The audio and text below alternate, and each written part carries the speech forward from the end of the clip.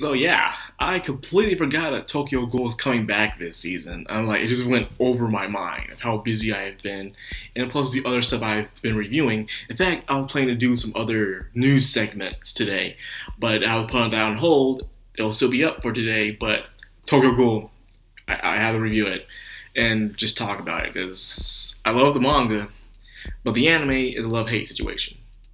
I'm thankful that it's being adapted to the very end, but at the same time, a bit salty of how it's being adapted. You understand what I'm saying? Okay, so let's get started to it.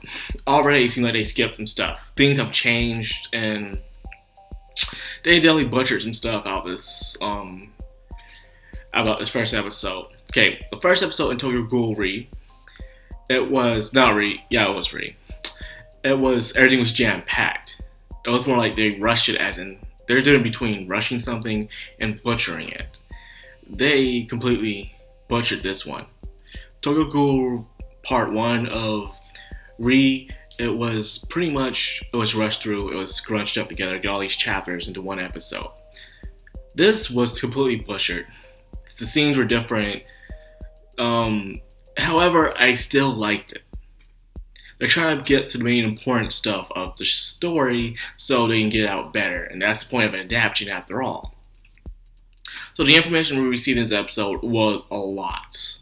So let's just jump into it. Let's talk about Eto, because Eto is one of the main focus in the first half of this episode.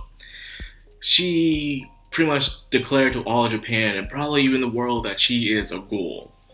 And I guess she's tired of hiding. So we might think, what is this, some big movement? Yes and no. And it is something that most people have been worried about, that they want to know more about Eto, the one who's supposed to be called the Owl. They want to know what is she about, where she came from. We all know she was pretty much the daughter of the guy who owned Teku, the coffee shop, but we don't know, that's all we know about her. Only that, some people say she's kind of a bitch, and she is, but this shines more light on what she's trying to do. Do you remember Code Geass, where the world was at war with each other, and Lelouch decides to become the big bad guy, the one that everyone hates, the one that everyone has their attention on, and in the end he chose to, become the world's enemy. Or other shows as that, where they decide to become the world's enemy, like Itachi himself even decided to become a bad guy for the sake of the greater good. Eto, in a way, you could say she's doing the same. She does believe there is a world where ghouls and humans can coexist. However, they need an enemy to stay focused on in order to coexist. That's just how it is with everybody. One day people are at each other's throats, and out of nowhere a bigger threat comes, and the next thing you know, everyone's working together. That's how one of the things that happens in war, because there is a war between the humans and the ghouls. And when it comes to war, things change. For instance, I bet before the ghouls were around, the humans were more fighting with each other when it came to politics or religion or even race. But when the ghouls start coming around, I bet that's when they decided to come together and unite. So there's less discrimination among humans, but more discrimination among ghouls and humans instead. So it pretty much showed how Eto became a writer at the age of 14, and how she really respected her editor, the one that pretty much put his life on the line. Even after finding out she was a ghoul, he believed she didn't do anything wrong. She wasn't killing nobody or anything like that. She was living a normal life, just being a writer. But the fact that it is illegal to even harbor a ghoul or keep it under secret is kind of messed up, especially if they're not doing anything wrong. But I guess they're not considered human, so therefore they don't have human rights. As you can see, the law that way you can just bend it if it's like that. So because of that, they can treat ghouls almost any way they want to, in a way, because they're not considered human, which kind of sucks. But then again, you have to understand, the only way these guys eat is by eating human flesh, which again sucks. So now she finally caught herself, she's in prison, and we get to understand even more information on what she's behind. As we all know, the Washu clan are the ones they're the big tops. They're the big clan, the ones that even control the CCG. But it turns out someone who controls the Washu clan in a way, and that is V. V is an organization that believes that they control the world and they can do whatever they want. And we also get to know more about Rize, because we haven't heard Rize's name in a long time actually. Not since Tokyo Ghoul Route A, or if you're reading the manga. And with Rize, apparently she came from V. She was a member. Also, as Eto's father was also a member of V. And the same also goes for Fruta, one of the guys that is with Kaneki right now. He don't seem like a good guy, as seen from the first part of Tokyo Ghoul Re. He's not a good guy. He's one of the bad guys. So what is this big magnetic plan that's going on here? We know we have an official bad guy now. It is the Washu clan, V themselves. They are controlling and manipulating things by the scenes. They're the ones that's causing this war to go on, and they're profiting from it. They're pulling strings and getting supporters from all over the world. And because of that, they remain in power. So, as we can already see what's going on right here, Eto created a book, and she pretty much exposed the Washu clan, saying how they're not the good guys, how they sympathize with ghouls. And because of that, it got major exposure. Now everyone's reading the books. As we know, when some people, when they want to sell something like an album or a book or even a movie, they always put controversy behind it. When you put controversy behind something, you can guarantee people are going to go and purchase that product. It happens every single time. Whether the controversy is good or is it bad, people will go and see it. That's just how it is in the world. And because of that, we all know Eto's big goal, and it's to take down V, also the Washu clan. And as you can clearly see, the imprisonment is being broken into to save poor little Hinami-chan. Yes, Hinami did risk her life in the last season to protect Kaneki.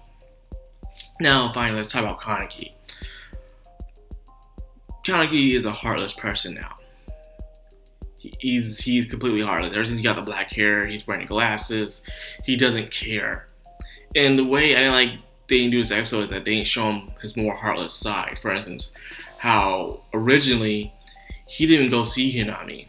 Ever since the battle with Eto, and he changed his hair, he never saw Hinami after that. Actually, in fact, I don't think he even saved her. It was someone else that did. So they're completely changing it. They're trying to make Kaneki look more of a good guy in this form when she isn't. So I feel like they changed it way too fast. I was hoping they'd do it at least until episode 3. They could have kept it, but I guess they're on a rush here. They're trying to rush this out, but I didn't like it. Because, Ayato was supposed to go and save Hinami-chan and stuff, along with Toka. But they, like I said, change. So the change good? In my opinion, no, it's not good.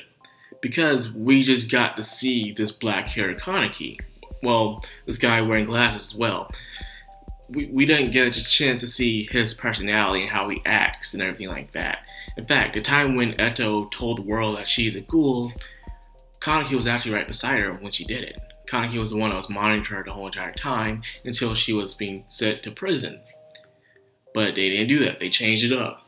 So I wonder how Chibi feels about this, actually. Because he's a big Tokyo Ghoul fan. So I wonder how he's going to respond to this. I can't wait to see that. But other than that, it seems like Kaneki is still a good guy at heart. He can't be changed. And of course, with the book that Eto wrote, she said how the One-Eyed King will, in a way, will be like salvation. He'll lead them into a new future. And of course, as we all know, everyone's pointing at Kaneki being the One-Eyed King. So seeing that, will he take the throne of being One-Eyed King is the question. Will he do that, or will he just walk away and just only care about protecting his people? Who knows? Who knows? But anyways, this first episode of Tokyo Ghoul Re Season 2, mixed feelings. I do understand why they did what they did. But at the same time, I feel like they could have done better. If you know what I'm saying. They could have easily had Kaneki become a good guy again around episode 3. So we can get used to this Kaneki with the black hair and glasses. Saying that, yeah, he's kind of a heartless douchebag or something like that. But instead, no, we gotta skip.